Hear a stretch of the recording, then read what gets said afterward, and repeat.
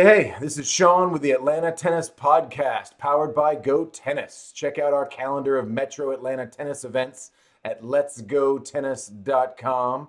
And we have a new exciting thing we're going to do this year, comes up next month, called My Story. We're asking you to tell your story. We will have a promotion that goes out to the podcast listeners and to anybody out there. If you have an interesting story about tennis, we want to hear it. So as soon as you start seeing that online, you start seeing those images that says tell your story, click on that. You can do it in an audio format. You can just type it out if you want to, but you got something interesting, something entertaining, or something you just want to share. We want to hear what has happened to you.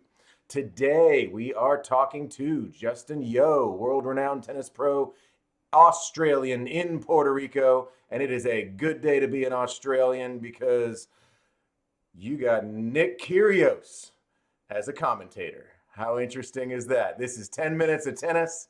Justin Yeo, good morning. How you doing? Good, thanks. Is saying the word wanker swearing? Only to some. Only to some. Depends on how old you are. All right, so today's conversation is about, can you practice what you preach? The question, Justin, is should all tennis coaches be able to display what they preach? Now, you're saying, does everybody need to do this in every situation? Or is this just, hey, look, I can show you how to hit a forehand and you're going to have to do a bunch of push-ups to get fit, even though I'm a little overweight myself? Like, you know where these questions come from, right? How much does the coach need to be able to actually perform? Well, I can go right off the top of the list for you. 80% Okay. of the world are visual learners, Yeah. right? Some say 75, some say 70-30. But if you look at the dial is more towards visual learners than analytical learners. Okay. So what does that tell you? You've got to be able to demo what you want your player to do. So that's going to include physicality. That's going to include technique. That's going to include lots of things that you need to be able to replicate what you want them to do.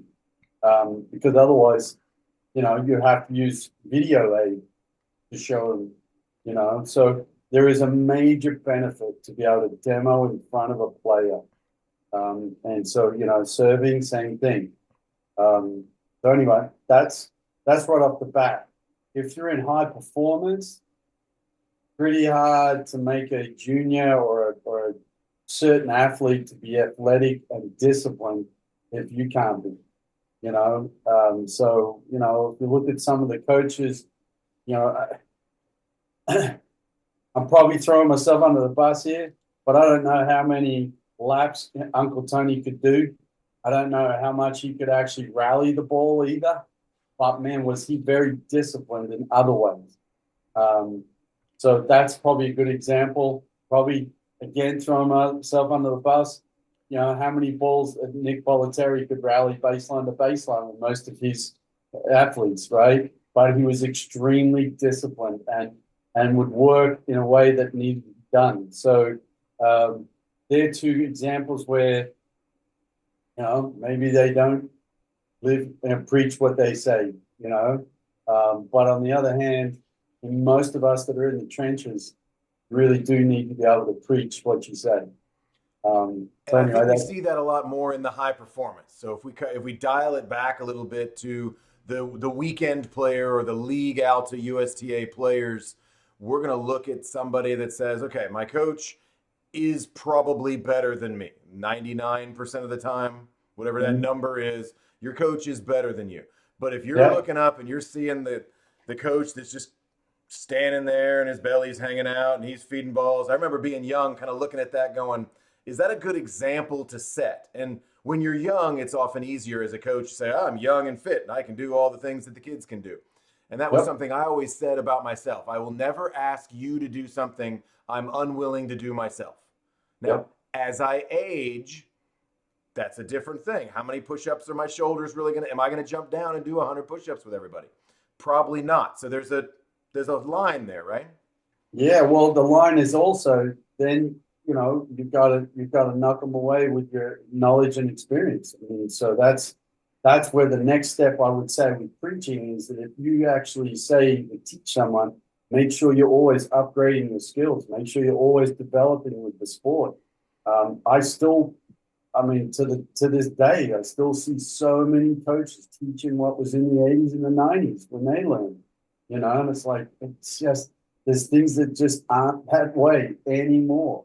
Um, you know, uh, if we're doing that too for juniors, we're not helping them at all because the shoulder development of internal rotation between the shoulder joint and the forearm is totally different back then than it is to now. And Wait a so, minute. Hang on. The shoulder joint is different. yeah, Have humans just evolved in the last 30 years in some way I don't no, understand?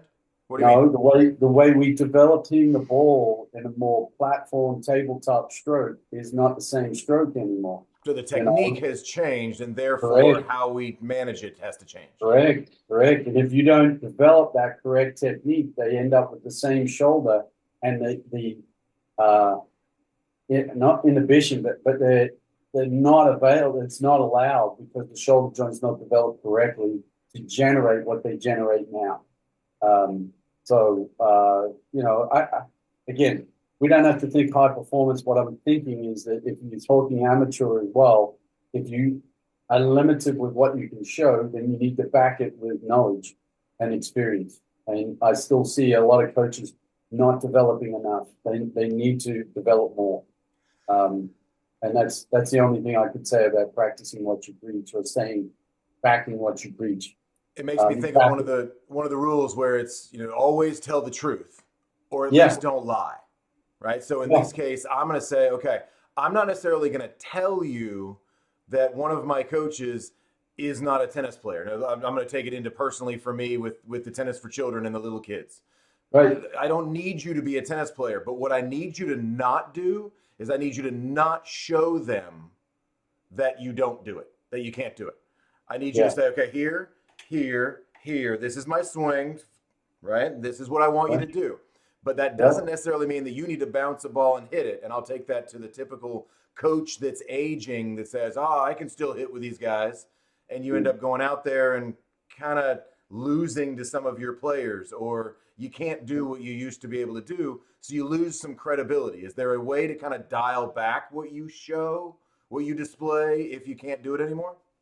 yeah. I mean, again, there's just, I mean, Nick Bollettieri, I'll give you an example, right? I mean, but the guy could feed and the guy could watch and the guy could give good, really good direction. Otherwise, he wouldn't have built what he built. Um, so yeah, there are coaches out there, and that's what I've always said. Sometimes in the junior league, it's great to have someone that's just really enthusiastic and loves the game. Loves kids If too, you, yeah. if you pass that down, that's the number one thing for children is passing down the passion and living it and talking about it, like versus just teaching it. That to me is the biggest thing about a coach in the junior years. Most juniors that drop out of the sports because they just didn't get that passion, they didn't get that vibe. There's the great commercial where they talk about team sports, and then one of the biggest things in team sports is what the coach has handed down, like what the kid has felt during the session. That's the coaches highlighted or accelerated or given them that experience.